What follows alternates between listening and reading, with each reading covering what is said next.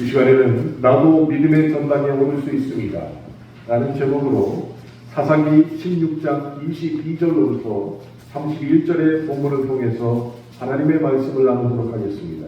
사사기 16장 22절부터 31절까지의 말씀입니다.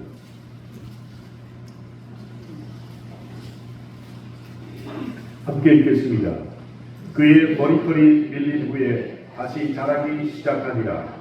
블레셋 사람의 방백들이 이르되 우리의 신이 우리 원수 삼손을 우리 손에 넘겨주었다 하고 다 모여 그들의 신 다곤에게 큰 제사를 드리고 즐거워하고 백성들도 삼손을 보았으므로 이르되 우리의 땅을 망쳐놓고 우리의 많은 사람을 죽인 원수를 우리의 신이 우리 손에 넘겨주었다 하고 자기들의 신을 찬양하며 그들의 마음이 즐거울 때에 이르되 삼손을 불러다가 우리를 위하여 제주를 부리게 하자 하고 옥에서 삼손을 불러내매 삼손이 그들을 위하여 제주를 부리니라. 그들이 삼손을 두 기둥 사이에 세웠더니 삼손이 자기 손을 붙든 소년에게 이르되 나에게 이 집을 버틴 기둥을 찾아 그것을 의지하게 하라 하니라. 그 집에는 남녀가 가득하니 블레셋 모든 방백들도 거기에 있고 지붕에 있는 남녀도 3,000명 가량이라. 다 삼손이 제주 부리는 것을 보더라. 삼손이 여호와께 부르짖어 이르되 주 여호와여 구하옵나니 나를 생각하옵소서. 하나님이여 구하옵나니 이번만 나를 강하게 하사 나의 두 눈을 뺀 블레셋 사람에게 원수를 단번에 갚게 하옵소서 하고 삼손이 집을 버틴 두 기둥 가운데 하나는 왼손으로 하나는 오른손으로 껴 의지하고 삼손이 이르되 블레셋 사람과 함께 죽기를 원하노라 하고 힘을 다하여 몸을 굽히매 그 집이 곧 무너져 그 안에 있는 모든 방백들과 온 백성에게 덮이니 삼손이 죽을 때에 죽인 자가 살았을 때에 죽인 자보다 더 많았더라. 그의 형제와 아버지의 온 집이 다 내려가서 그의 시체를 가지고 올라가서 소라와 에스디오 사이 그의 아버지 마노아의 장지에 장사하니라. 삼손이 이스라엘의 사사로 20년 동안 지냈더라.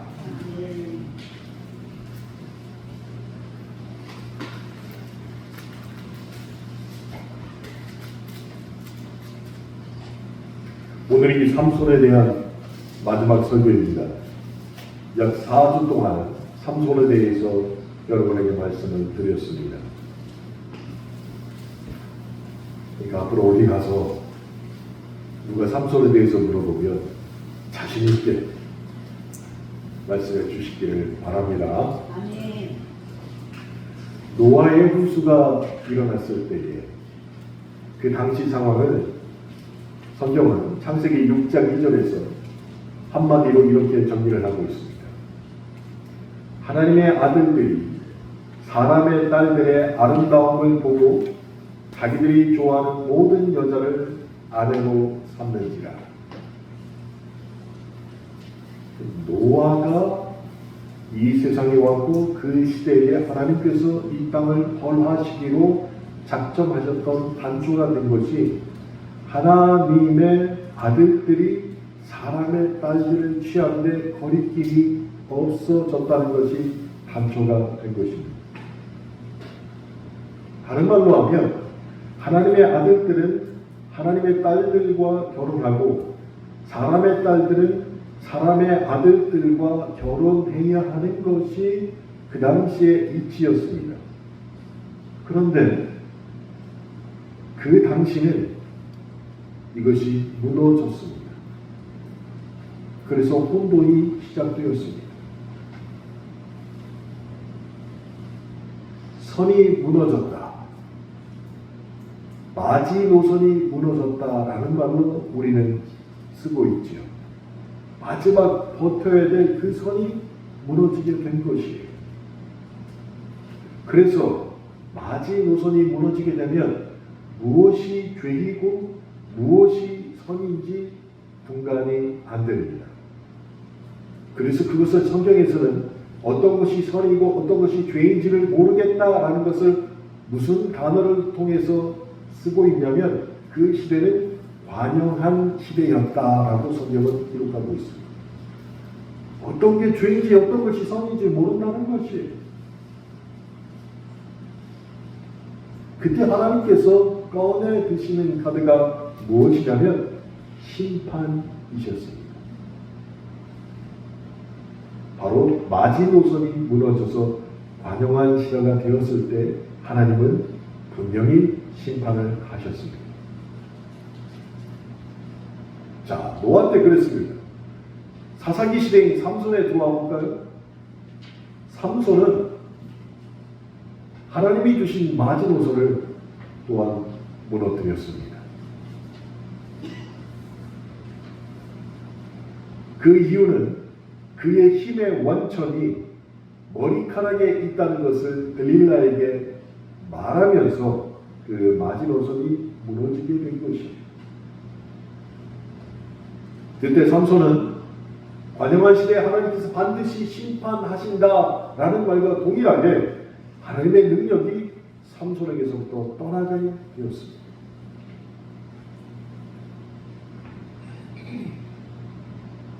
성경은 우리에게 너무나도 정확하게 말합니다. 삼손이 힘을 잃어버린 것은 머리카락이 다 잘렸기 때문이 아니라 하나님의 능력이 삼손에게서 떠났기 때문이라고 분명히 말씀을 하셨습니다. 그래서 하나님께서 함께 하시는 것이 능력이고 하나님이 떠나시는 것이 우리의 삶 가운데 저주가 되는 것입니다. 이것이 사사기의 해석이고 또한 성경 전체의 교훈이 되는 것입니다. 삼손은 모르고 있었습니다. 이미 자기 머리카락이 잘린 줄을 알지 못하였다라고 오늘 본문을 통해서 우리가 보았습니다. 다시 말해서 여호와께서 이미 자기를 떠나신 것을 삼손은 몰랐다는 것이죠. 그러나 성경은 너무나도 분명히 말하죠. 하나님께서 삼손을 떠나시자 삼손은 한순간 모든 것을 잃고 인생의 바닥으로 급격하게 추락하게 되었습니다. 눈앞에 자기의 마음을 사로잡고 있는 들릴라가 내가 진짜로 사랑하는 사람인 줄 삼손은 믿고 있었습니다. 그런데 아니었다는 것입니다.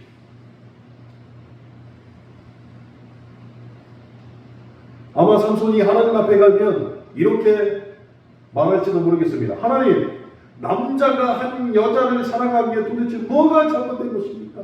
라고 말이죠. 저는 그저 하나님의 우리에게 주신 본능에 따랐을 뿐입니다. 그런데 하나님이 보시기에는 삼손이 본능에 따르고 삼손이 선택한 것은 죄가 되었다는 것입니다. 그것은 감정에 충실한 것이 아니라 하나님의 뜻에 충실해야 했던 것을 죄로 만들었다는 것입니다. 삼손은 자기가 얼마나 소중한 존재인지 알지 못했습니다. 그는 하나님께서 자신과 함께 하시는 것이 얼마나 엄청난 일인지를 몰랐다는 것입니다. 그런데 그가 이 사실을 결국 알게 됐죠. 언제 알게 됐습니까? 눈이 뽑히고 노예로 전락한 후에 그때 알게 되었습니다. 들릴라의 무릎을 베고 장난하던 일이 얼마나 위험한 일인가를 알고 그때서야 삼손이 몸서리를 치기 시작했다는 것이. 제가 이걸 좀 알아보기 위해서 오래간만에 집사람의 무릎팍을 딱 베고 누워보려고 이번 일주일 동안 기회를 봤는데 기회를 잡지 못했어요. 못해봤어요. 저는 집사람의 무릎팍에 이렇게 기댈 때가 있어요. 언제 기댈까요? 귀 파달라고. 그때만 기댑니다. 삼손은 들릴라를 만나자마자 내 눈에 들어온 사람, 이 사람이 내 진짜 사랑하는 사람이다 하고 그 무릎에 연신 누웠단 말이에요. 그런데 삼손의 이름의 의미에는 작은 태양이라는 의미가 들어있습니다. 태양이었어요. 빛을 발하는 사람이었어요. 근데 이 작은 태양이 눈이 뽑히고 그 눈으로 더 이상 볼 수 없게 되자 작은 태양의 의미는 사라지고 밤이 시작됐다는 것이. 더불어서 삼손은 제가 처음에도 말했지만 나실인이었습니다. 여호와 하나님께 나실인으로 묶여있는 사람이었어요. 절제를 해야 되는 사람이었습니다. 거룩하게 사는 사람이어야 됐습니다. 하나님 앞에 묶여 있어야 되는 사람이었어요. 그런데 눈이 뽑히고 노예로 전락하자마자 그는 이제 하나님께 묶인 사람이 아니라 블레셋에 묶인 노예가 되었다는 것이에요. 사사기 16장 21절에 이런 말씀이 있습니다. 블레셋 사람들이 그를 붙잡아 그의 눈을 빼고 끌고 가사에 내려가 노줄로 매고 그에게 옥에서 맷돌을 돌리게 하였더라. 지난주에 마지막 본문이었습니다. 근데 맷돌을 돌리는 일은 이 당시에 나귀가 했었던 일이에요. 근데 삼손이 지난주에 말씀드렸지만 나귀 턱뼈로 무엇을 했던 사람입니까? 나귀 턱뼈를 들고서 1000명이나 되는 블레셋 사람들을 때려 죽인 사람이었어요. 근데 지금은 나귀가 되어서 눈이 뽑힌 채로 맷돌을 돌리는 신세가 되었다는 것이. 더 이상 하나님께 묶이지 못했기 때문에, 하나님의 영이 그를 떠났기 때문에 블레셋 사람에게 묶인 이후에 이제 진짜 나귀가 되어버린 것입니다.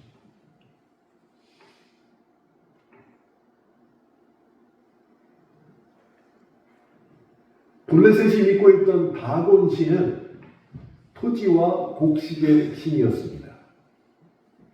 그런데 삼손이 얼마나 블레셋을 싫어했던지 블레셋 그들이 섬기는 신 다곤 신을 조롱했잖아요. 그래서 여우꼬리를 묶어가지고 횃불을 붙여서 토지와 곡식의 신인 다곤 신이 길렀다고 주장하는 밭들을 다 태워버렸습니다. 그러니까 결국 그들이 믿고 있던 다곤 신을 조롱한 것이에요. 그는 위대한 일을 했던 삼손이었습니다. 그런데 하나님의 영이 그를 떠나자마자 어떤 일이 벌어졌습니까?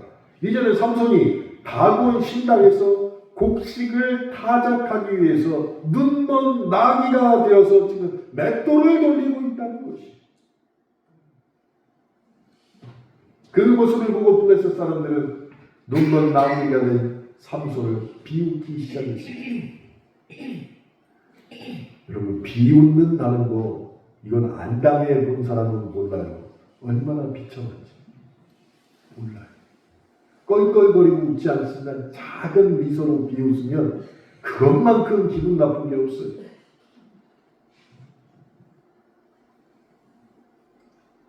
삼손은 블레셋을 나귀 같은 놈이라고 늘 놀렸던 사람이었습니다.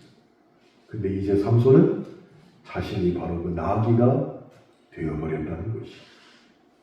하나님의 영이 나를 떠나면 이런 일이 벌어지는 것입니다. 이 모든 것이 자신이 반드시 지켜야 되는 마지 노선을 무너뜨렸을 때 일어나는 비극이 되는 것이에요. 우리 성도들에게 있어서도 신앙의 마지노선이 있습니다. 각자 주어진 여건에 따라 그 마지노선이 분명히 다를 수 있습니다. 그리고 적어도 신앙인이라면 반드시 지켜야 되는 마지노선은 공통적으로 있죠. 그게 무엇일까요? 주일 성수입니다. 이 주일 예배는 우리가 반드시 지켜야 되는 마지노선이 되어야 된다는 것이죠.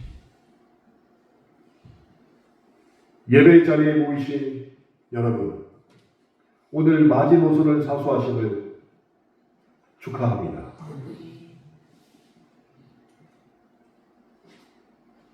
삼손에게는 더 이상 해가 없었습니다. 다른 말로 하면 아무런 희망이 없다는 것이었습니다.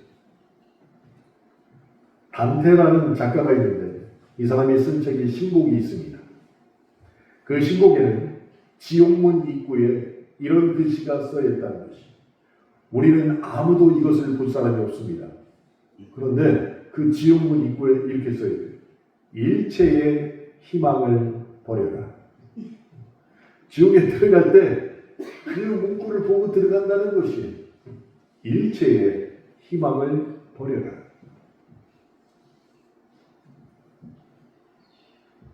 소망이 없는 곳이 지옥이 되는 것입니다. 마거리트 히긴스라는 종군 기자가 있었습니다.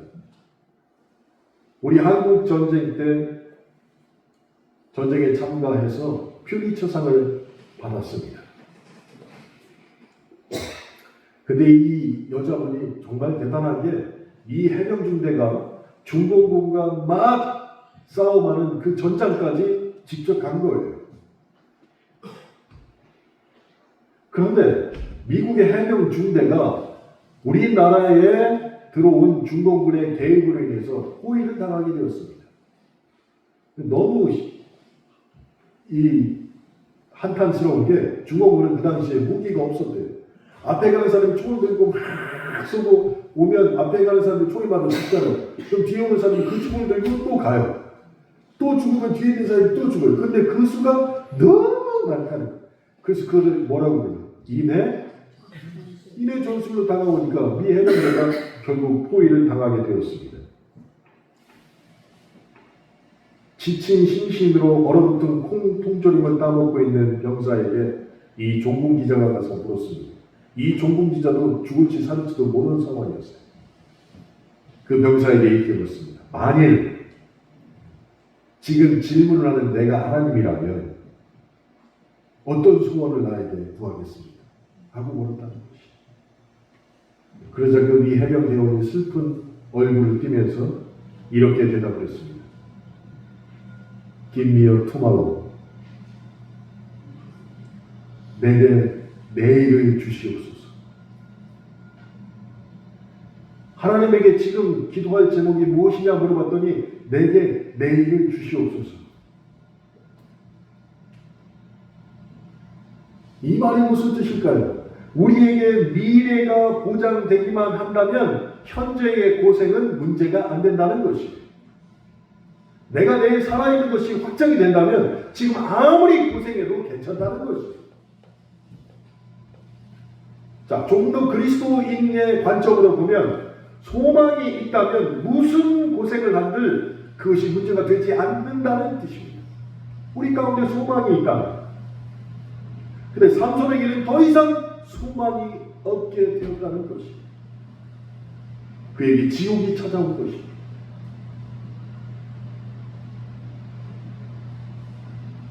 이런 절망의 상황 가운데 눈물겨운 희망의 말씀이 오늘 본문 22절에 등장을 합니다. 그의 머리털이 밀린 후에 다시 자라기 시작하니라. 이것이 삼손에게 희망의 말씀이 된 것이에요. 머리카락이 다시 자라고 있었습니다. 그런데 아십니까? 삼손이 채찍을 맞을 때도 그의 머리카락은 조금씩 자라고 있었다는 것이에요. 연자매들을 보내는 그 시간에도, 조롱을 받는 그 시간에도, 깊은 밤 외로이 울고 있던 그 시간에도 눈이 뽑히고 발에는 쇠고랑을 차고 어깨는 맷돌을 돌리고 있었지만 삼손의 머리카락은 조금씩 자라고 있었다는 것이에요. 하나님은 삼손을 영원히 버리시지 않았다는 것입니다. 여러분, 신앙생활하면서 삼손과 같은 마음이 들지 않으셨습니까? 아무리 생각해봐도 나는 혼자인 것 같아. 누가 무슨 말을 할지라도 내 귀에 들어오지도 않고, 다른 사람들은 너 시험에 걸린 것 같다라고 비난을 합니다. 내가 왜 이러지라고 생각하고 믿음으로 이겨내야지 하고 기도를 해도 기도도 안 돼요. 결국은 하나님 계신가? 라고 의심까지 합니다. 그러면서 믿음과 어려운 문제 가운데 시소놀이 하듯이 왔다 갔다 합니다. 하나님 입장에서 보면 그때도 삼손의 머리카락이 자라는 거죠. 우리 가운데 수많은 자라고 있다는 것을 하나님은 보신다는 거죠.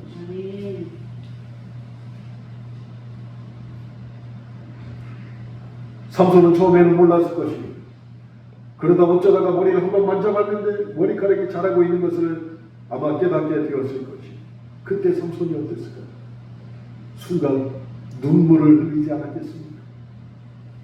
하나님, 머리카락이 다시 자라고 있습니다. 하나님이 저를 완전히 버리신 것 같지 않은 것처럼 생각이 듭니다. 이 지옥에서 저 혼자 버려두신 것이 아니군요 라고 삼손이 눈물을 흘리지 않았겠냐고요.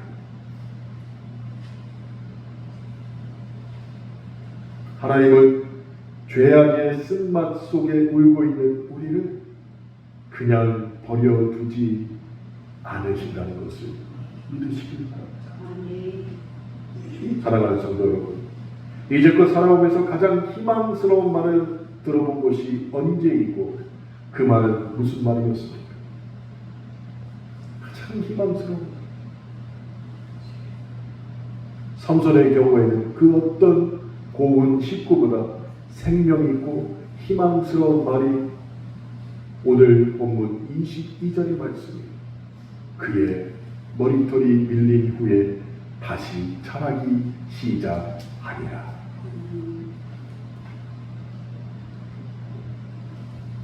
우리에게도 어떤 환경에 처했든지 이런 소망의 말씀이 다시 자라나길 주님의 이름으로 축원합니다.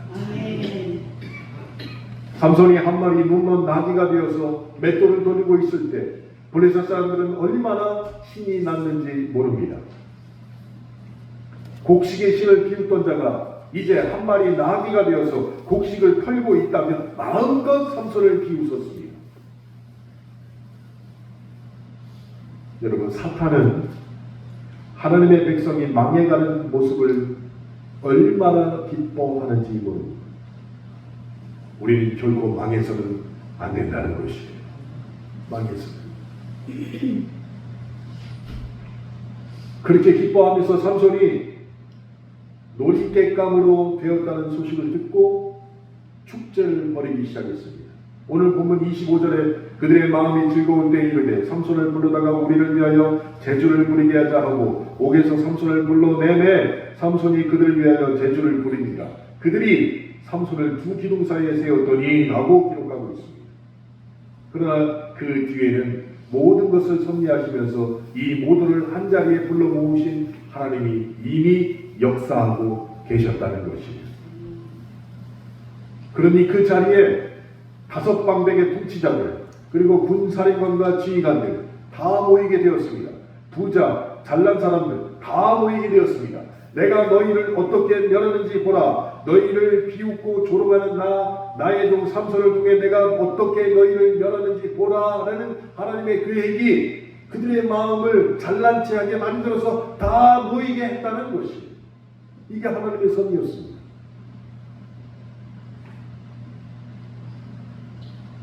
하나님은 놀라운 계획을 삼손의 고통 가운데서도 진행시키고 있었다는 것입니다.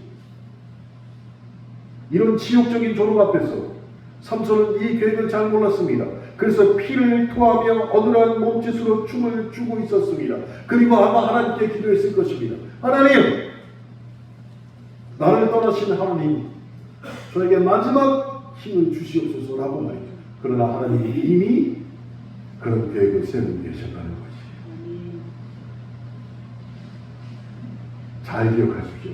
우리가 삼손에 대해서 4주째 말씀을 듣고 있는데 삼손이 활동하던 시대에는 이스라엘 백성이 하나님께 부르짖어 기도했다는 기록이 거의 없습니다.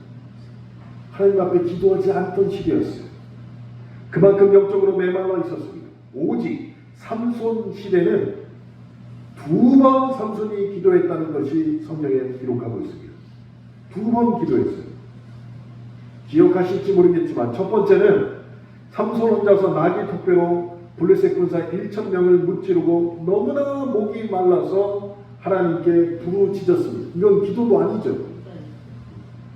아유 하나님, 내가 블레셋 병사 1,000명을 때려 죽였는데 내가 이제 목말라서 내가 죽게 되었으니 이게 뭐하는 짓입니까? 하고 이건 투정과 같은 기도였어요. 그렇게 하나님께서 그것도 기도라고 들으시고 삼손에게 샘물을 터뜨려서 응답해 주셨습니다.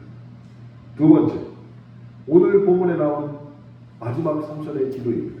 28절입니다. 삼손에게 여호와께 부르짖어 이르되 주 여호와여 구하옵나니 나를 생각하옵소서. 하나님이여 구하옵나니 이번만 나를 강하게 하사 나의 두 눈을 뺀 블레셋 사람에게 원수를 단번에 갚게 하옵소서. 이게 진짜 기도죠. 두 번 있었는데 한 번은 그냥 투정이었고 이게 진짜 삼손의 기도였습니다. 그런데 이 기도 속에 독특한 단어들이 등장합니다. 무엇이냐면 이번만입니다. 이번만. 삼손은 그러니까 지금 내가 여기서 이놈들을 다 죽이고 나 혼자 살아야 될 생각은 전혀 없었다는 것이, 자신의 생사를 걸고 주님 앞에 기도했다는 것이, 이번만. 그 다음은 보장 안 해도 좋습니다. 내가 죽어도 상관없습니다. 이번만 하나님 나에게 힘을 주시옵소서 라고 기도했다는 것이, 정말로 죽음을 담보로 삼손이 기도하는 것이.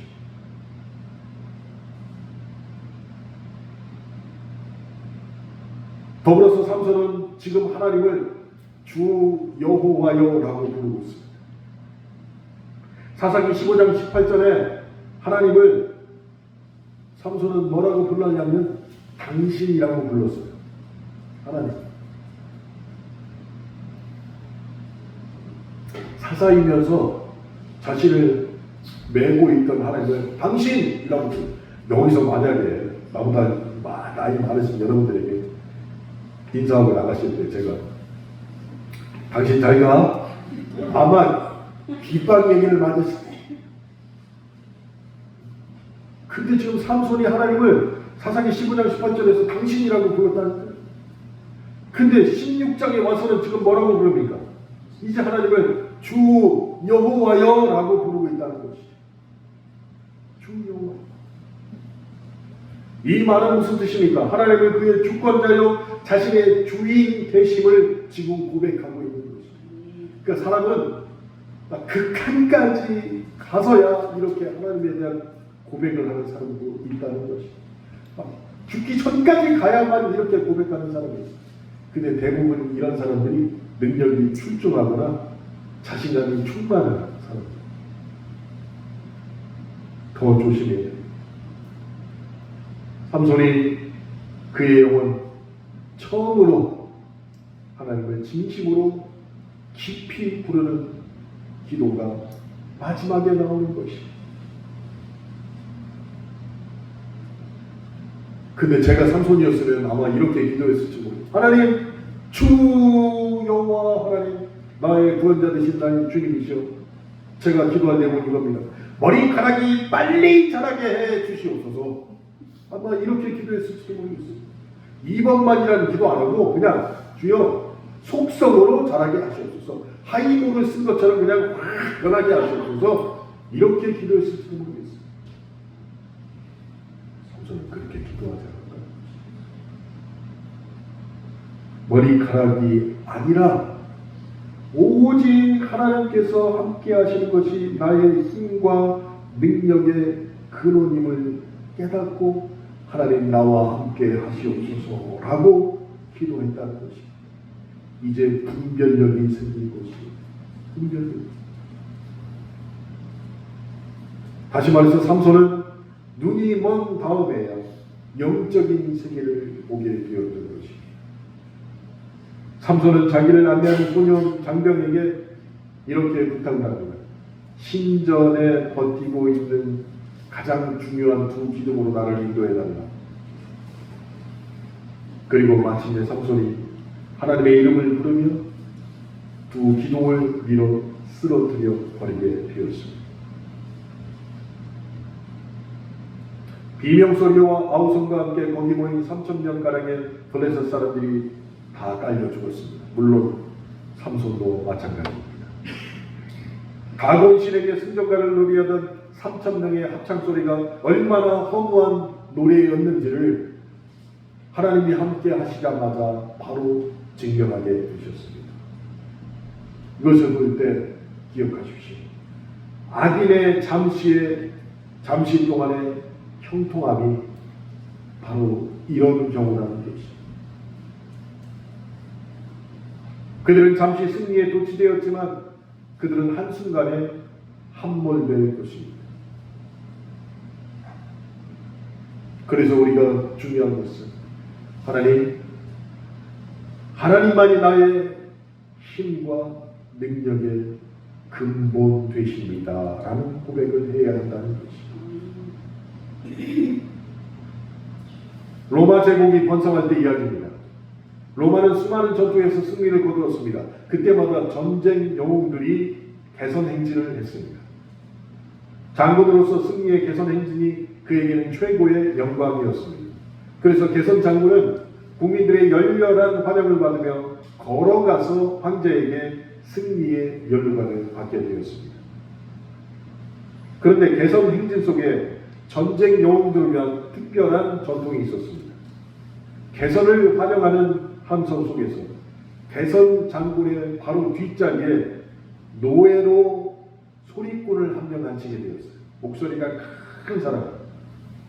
그래서 막 환영하는 그 인파들 속에서 뒤에 앉은 노예가 계속 끊임없이 메멘토 모리라고 외치게 되었습니다. 이 메멘토 모리는 죽음을 기억하라라는 뜻입니다. 죽음을 기억하라. 이 말은 계속 개성장군에게 뒤에서 외쳤던 것이에요.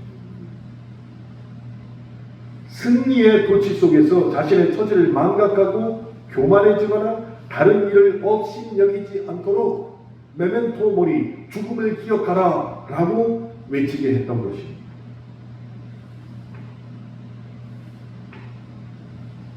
삼손과 함께 있던 블레셋 사람 3,000명은 죽음을 기억하라 이 말의 뜻을 몰랐던 것입니다. 그들은 승리와 다곤의 노래로 블레셋 사람들의 흥에 넘쳤고 삼손을 비아냥거리면서 하나님을 깎아내렸습니다. 그랬더니 하나님께서 삼손에게 마지막 기회를 주셨고 악인의 잠시 동안의 형통함은 결국 안개 속으로 사라져 버리게 되었던 것이죠. 사사기에는 12명의 사사들의 이야기가 기록되어 있습니다. 그 중에 처음으로 삼손에 대해서 말씀을 드렸습니다. 그런데 삼손을 왜 처음에 말씀드렸냐? 사사들 중에 유일하게 적에게 잡혀 죽은 비운의 사사가 삼손입니다. 12명의 사사들 중에 유일하게 적군에게 잡혀서 죽임을 당한 사사가 삼손이 처음입니다. 다른 말로 하면 자연사하지 못한 사사가 유일하게 삼손이라는 것입니다. 여러분, 자연사하기를 바라시죠. 더 구체적으로 집안에서 자기 침대에 누워서 가족들 다 불러다 놓고 한 명 한 명씩 다 보고 그리고 편하게 잠들면서 갔으면 좋겠다. 몇 명이나 이루어질까요? 몇 명이나 이루어질까요? 모르겠습니다. 삼손은 그런 꿈도 꾸지 못했다는 것이 잡히고 눈이 뽑히고 비참하게 죽었습니다. 그런데 그 원인이 무엇인가 쭉 따라 올라가서 생각해 보면 삼손이 먼저 하나님과의 언약을 깨뜨렸기 때문이에요. 그게 단초가 된 것이에요. 그런데 마지막에는 놀라운 일이 벌어졌습니다. 정말 놀라운 일입니다. 그것이 무엇이냐? 그렇게 하나님과의 언약을 지가 먼저 깼는데 그래서 눈도 뽑혔습니다. 나귀가 되었습니다. 맷돌도 돌렸습니다. 그에게 소망이 없어 보였습니다. 그런데 놀라운 일은 히브리서 11장에 삼손이 믿음의 전당에 이름을 올렸다는 것입니다. 정말 놀라운 일입니다.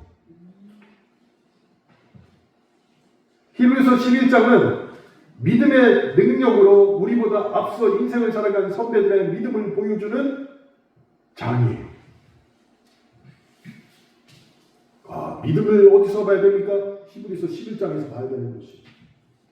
근데 거기에 지금 삼손이 올라가 있다니까. 하나님과의 언약을 깨뜨렸던 자가 믿음의 역사로서 이름이 올라가 있으니 이 얼마나 놀라운지.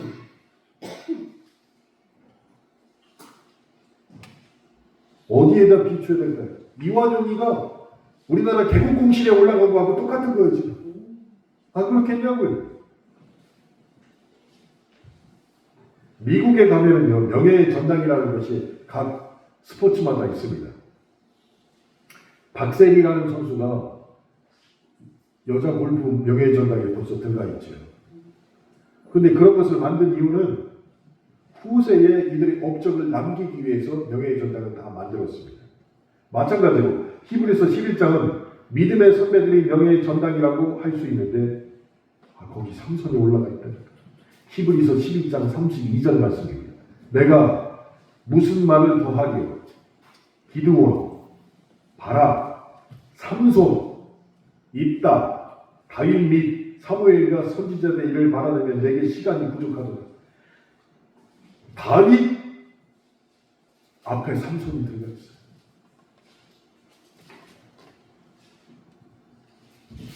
기드온 그 뒤에 삼손이 들어가 있다는 거예요. 그러니 우리가 이것을 보면서 느끼는 것은 남들이 보기에는 아무것도 아닌 우리입니다. 근데 우리도 믿음의 전당에 오를 수 있다는 소망이 생긴다는 것이. 믿음의 전당에 오를 수 있다는 소망. 사랑하는 성도 여러분, 이제껏 우리는 삼손의 삶을 추적해 보았습니다. 그가 무엇을 잘했습니까? 그는 하나님께로부터 최고의 능력을 받고 태어났습니다. 그런데 그저 자신의 본능대로 살아간 사람이었습니다. 그런 삼손의 허물을 하나님께서 다 선용하셔서 하나님이 블레셋을 물리치셨습니다. 삼손의 삶을 짤막하게 돌아보십시오. 삼손이 딥나의 여인을 만나 결혼할 때 하나님은 그것을 계기로 블레셋 사람들을 치시기 시작했습니다. 딥나의 공창진들을 여우 꼬리로 불태웠고 나귀 턱뼈로 1,000명의 블레셋 사람을 쳤습니다. 삼손이 가사의 기생에게로 갔을 때도 그것을 계기로 또한 블레셋 사람들을 하나님이 치셨습니다.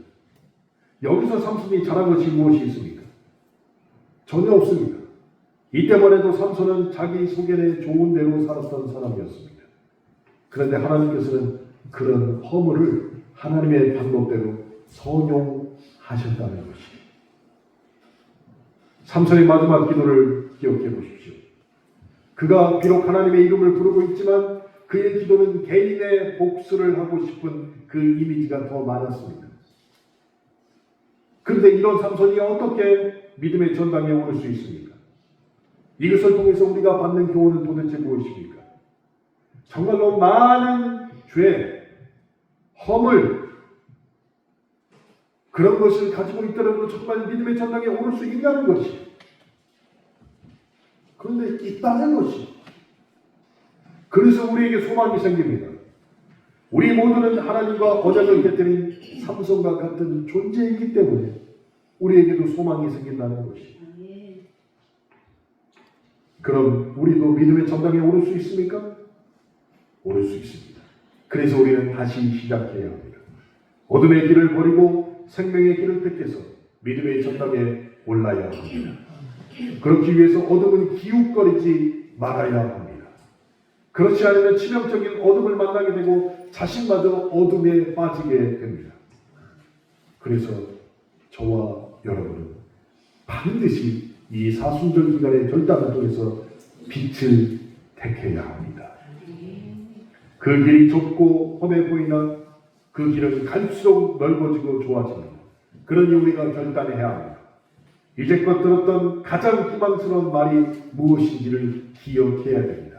삼손에게는 그의 머리가 다시 자라기 시작했다가 되었다면 나에게 들려진 가장 소망이고 가장 희망적인 말이 무엇인지를 기억해내야 한다는 것입니다. 그래서 또한 모든 허물을 선용하시는 하나님이 우리를 도우심으로 말미암아 나도 믿음의 전당에 오르기 위해서 지금 내가 해야 할 일이 무엇인가를 결단하시기를 주님의 이름으로 축원합니다. 함께 기도하시겠습니다.